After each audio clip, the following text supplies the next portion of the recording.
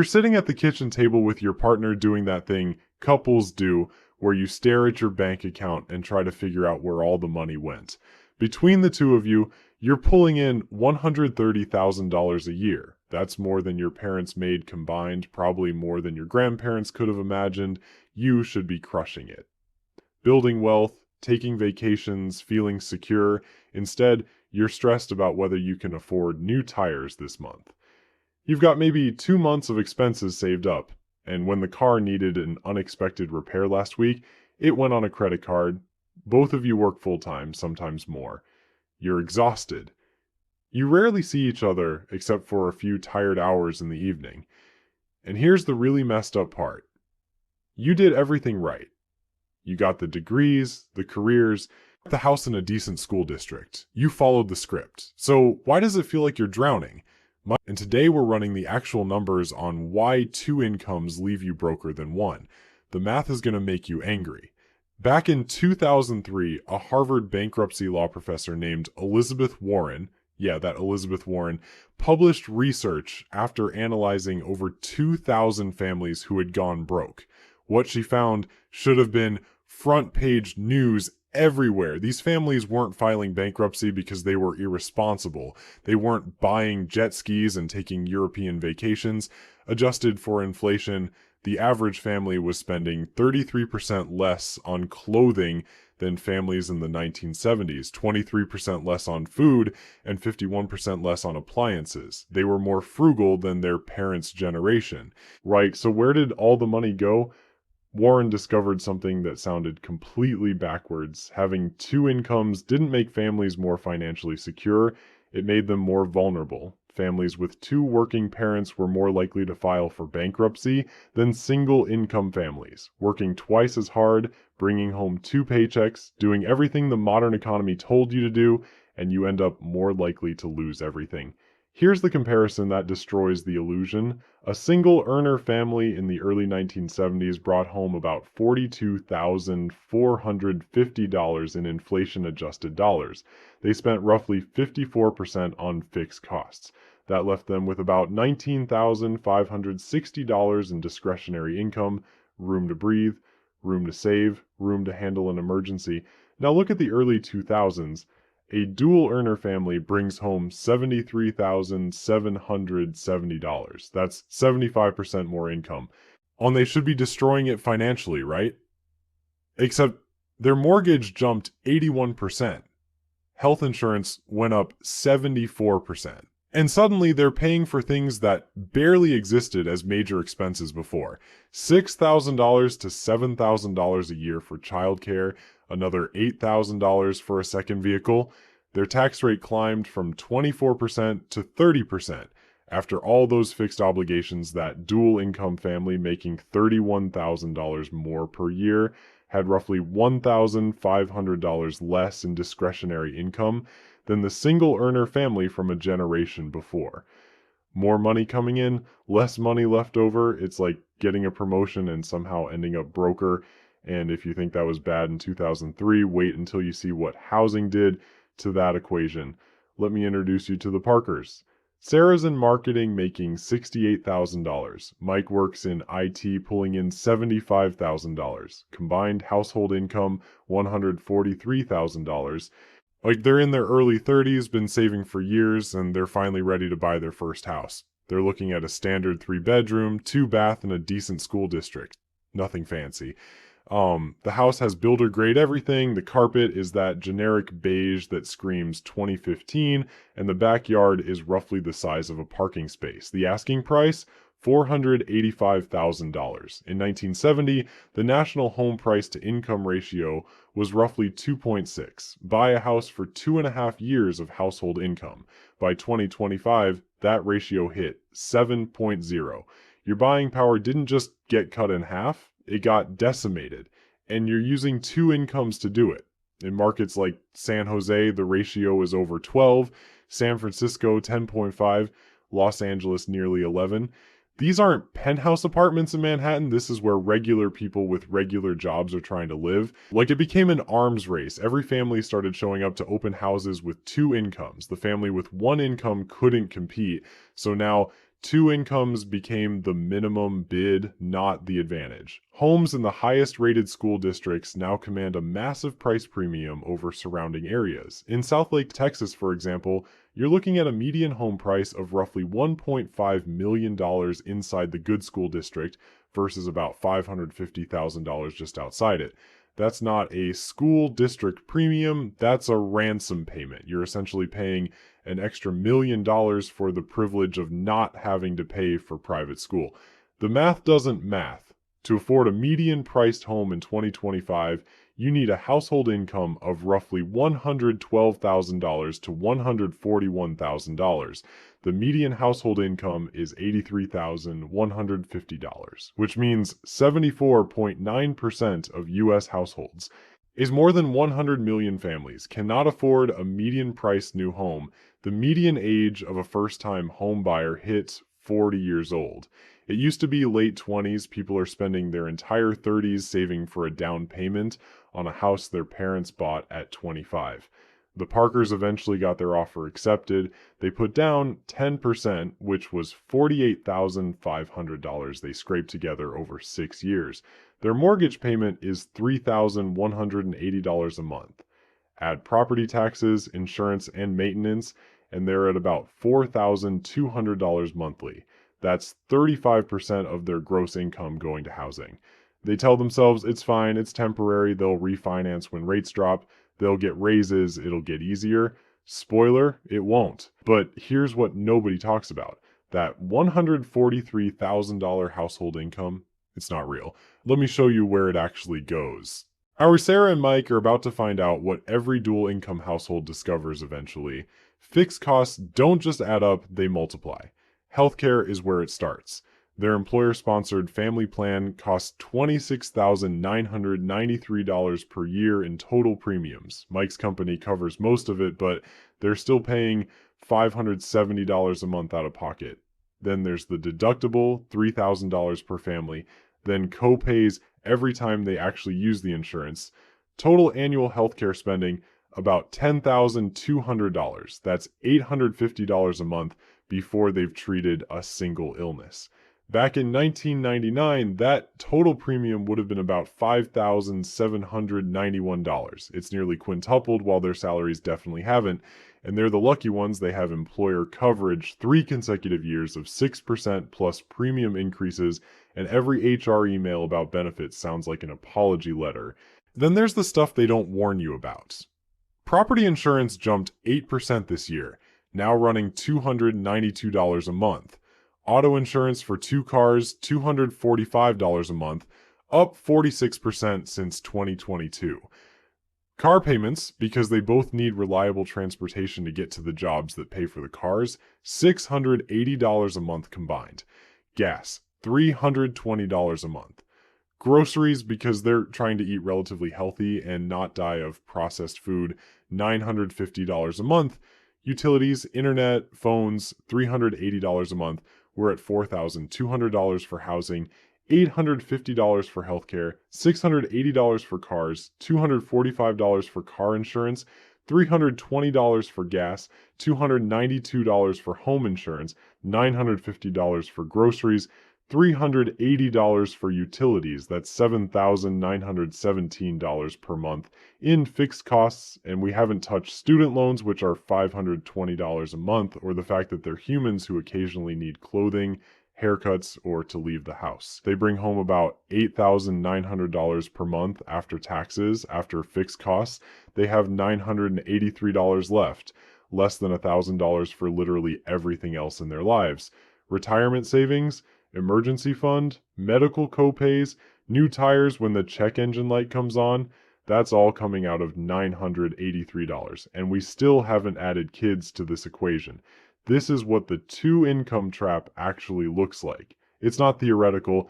It's Sarah eating a protein bar for lunch at her desk because they can't afford to eat out anymore. It's Mike lying awake at 2 a.m. doing mental math about whether they can afford to fix the fence this month or if it needs to wait until next month. It's both of them working full-time and somehow feeling broker than their parents did on one income. Here's the part that keeps me up at night, and it should keep you up too. Sarah and Mike have no backup plan. Both of them are already working, both incomes are already fully committed to keeping the lights on.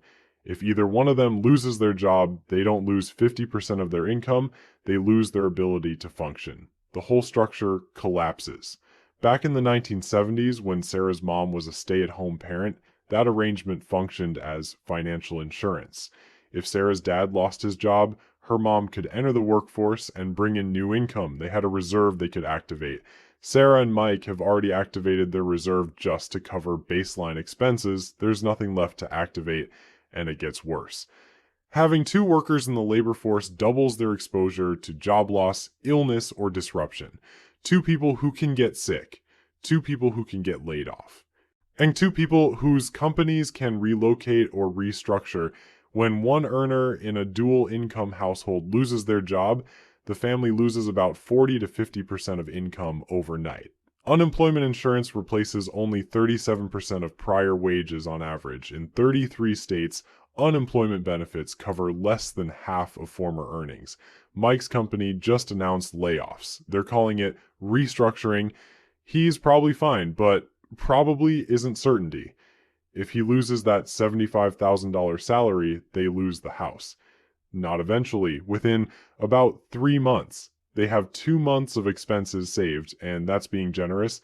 Bankruptcy data confirms this isn't rare. Filings climbed 14.2% in 2024 to over 517,000 cases. Married couples with children, the group most likely to be dual income, were twice as likely as childless couples to file. All at the top 3 drivers, job loss at 78%, medical issues at 65%, divorce. You work your entire adult life, do everything right, and one bad break can erase all of it.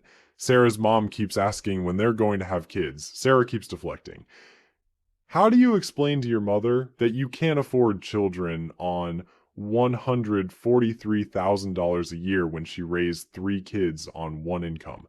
How do you say that out loud without feeling like you failed at something fundamental?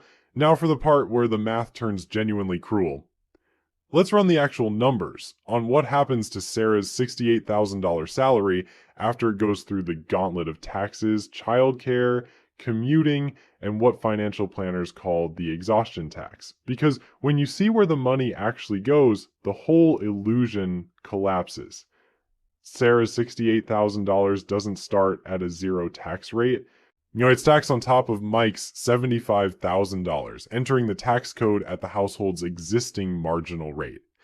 Federal income tax on that $68,000 comes to about $8,580.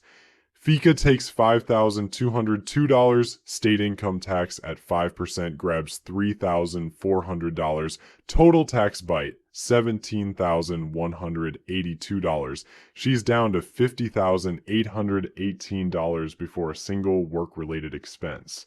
Now comes childcare. They want 2 kids eventually. Center-based infant and toddler care in their area, $14,400 per kid per year. 2 kids, $28,800 annually. Sarah's take-home after taxes is $50,818. Subtract childcare, $28,800. She's at $22,018 for the entire year.